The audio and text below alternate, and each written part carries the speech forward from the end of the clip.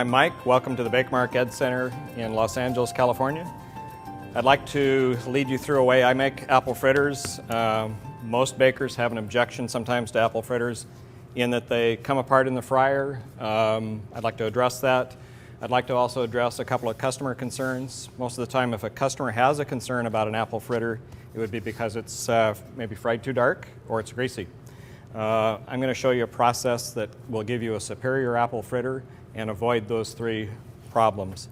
I'm starting out with a piece of donut dough. A lot of people use scrap. You're welcome to do that if you like. This is a piece of fresh dough, but the process is the same.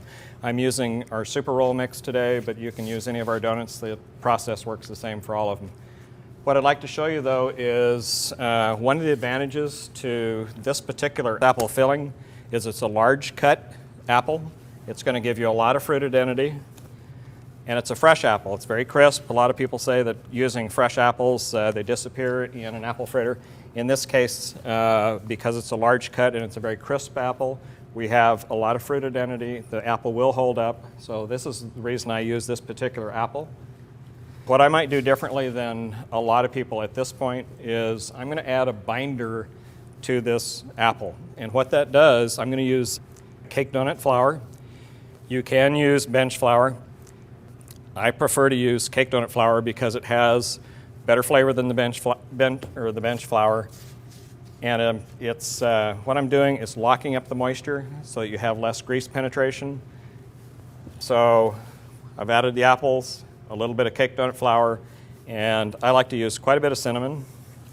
When you fry an apple fritter, remember that not only is that product proofed and then fried, it also, because of the proofing and frying, tends to dilute flavors. So I add a lot of cinnamon. What I do differently at this stage, I usually log it up like I would be cutting a Persian. And instead of using a bench scraper, I like to use a French knife. I think it cuts quicker. So what I'm looking for here is I'm going to go through this dough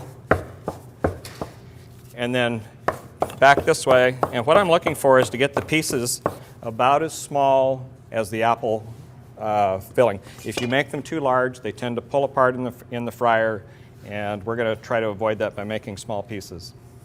Okay, we've chopped through the donut. We've gotten the pieces about the size of the apple, which I'd say is about a minimum size. Then what I would suggest you do is chop off the size pieces that you want and roll them in flour, flatten them with the palm of your hand. What that does is seals up the pores and the fissures that allow the steam to, or that allow the grease to penetrate. One thing I didn't cover too is the reason that I use cake donut flour. I want to emphasize how important that is.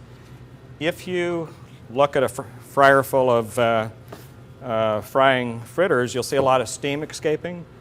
What that is, physically, is as that steam is escaping, it's causing grease to penetrate. So physically, as that steam is escaping, it's going and soaking in a lot of grease. So we're trying to prevent that by binding up these apples with the cake donut flour. So we're not over frying, which also causes grease penetration.